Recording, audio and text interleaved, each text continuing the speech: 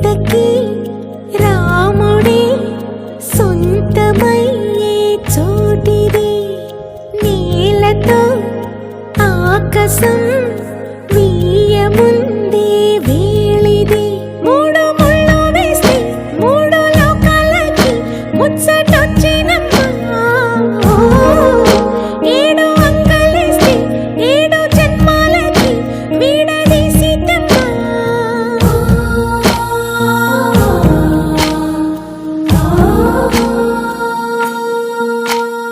Seethamma Vakitlo Sirimalle